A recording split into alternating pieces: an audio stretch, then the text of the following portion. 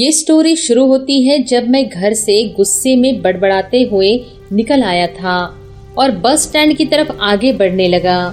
मैं मन ही मन बड़बड़ा रहा था कि पता नहीं कितने पैसे छुपा के रखे हैं, लेकिन मेरे लिए एक बाइक नहीं ले सकते। अब मैं यहाँ से चला जाऊंगा और तब तक वापस नहीं आऊंगा जब तक मैं खुद के पैसों से बाइक नहीं खरीद लेता।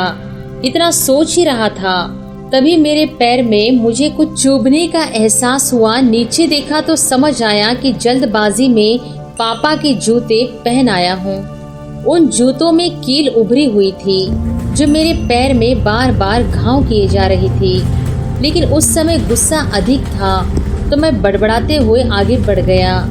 एकाएक मुझे याद आया कि मैं पापा का पर्स भी साथ ले आया हूँ। मेरे खुराफाती दिमाग में एक ख्याल आया, क्यों ना आज पापा का पर्स चेक किया जाए, जिसे आज तक उन्होंने किसी को हाथ तक लगाने नहीं दिया।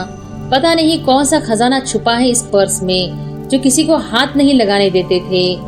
जब मैंने पापा का वो पुराना पर्स खोल कर देखा तो उसमें पैसे तो नहीं मिले, लेकिन पैसों की जगह पर एक डायरी रखी हुई थी। तब मैंने सोचा, हो तो यहाँ खजाना छुपा रखा है। मैं समझ रहा था कि यहाँ पापा ने लिखा होगा कि किससे कितने पैसे लेने हैं और किसको कितने पैसे दिए हैं, लेकिन मैं गलत था। जब मैंने उस छोटी सी डायरी का पहला पेज खोल कर देखा तो वहाँ पर जो लिखा था वो थोड़ा सीरियस कर देने वाला था। डायरी में जो लिखा था उसे पढ़ने के बाद मेरे चेहरे पर जो एक्सप्रेशन थे वो गायब हो चुके थे, क्योंकि डायरी में वैसा कुछ नहीं था जैसा मैं सोच रहा था।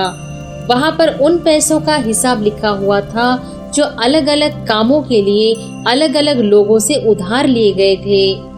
कुछ यूँ लिखा था कि 50,000 बेटे के कंप्यूटर के लिए।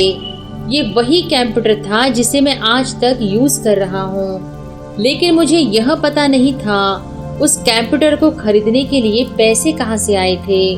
लेकिन आज पता चल रहा था। मुझे आज भी याद है जब मैंने पहली बार कैमरे के लिए जिद की थी, जो मेरे पापा ने मुझे 2 हफ्ते बाद मेरे बर्थडे पर लाकर दिया था, जिसे देखकर मैं बहुत खुश था। और मुझे खुश देखकर मुझसे कहीं ज्यादा अगर कोई खुश था तो वो थे पापा। अब मेरे चेहरे से गुस्सा एकदम गायब हो चुका था। अब मैंने आगे का पन्ना पलटा तो वहाँ पर कुछ इच्छाएं लिखी हुई थी। पहली जो इच्छा थी उसमें लिखा था कि अच्छे जूते पहनना। ये बात मेरी कुछ समझ नहीं आई। तभी मेरा पाँव अचानक सड़क पर भरे हुए पानी पर जा पड़ा और तभी मेरा पाँव में कुछ गीलेपन का एहसास हुआ। जब मैंने जूता उतार कर देखा तो उसका तला टूटा हुआ था। ये देखकर मुझे डायरी में लिखी बात याद आ गई। तभी मुझे माँ पापा की कही बातें भी याद आ रही थी कि कैसे माँ जब कहा करती थी पापा से कि अब तो जूते पुराने हो गए, नए जूते ले लीजिए, तो पापा अक्सर यह कहकर टाल दिया करते थे, जूते अभी और चलेंगे, अभी कुछ दिन पहले ही तो लिए थे। मुझे आज समझ आ रहा था कि कितने दिन और चलेंगे।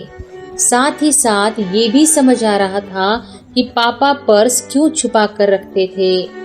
तभी उस डायरी को पढ़ते हुए बस स्टैंड पर पड़ी बेंच पर आकर बैठ गया। अब उस डायरी का आखिरी पन्ना बचा हुआ था। उस पन्ने को जब मैंने पलट कर देखा तो वहाँ कल की डेट लिखी हुई थी।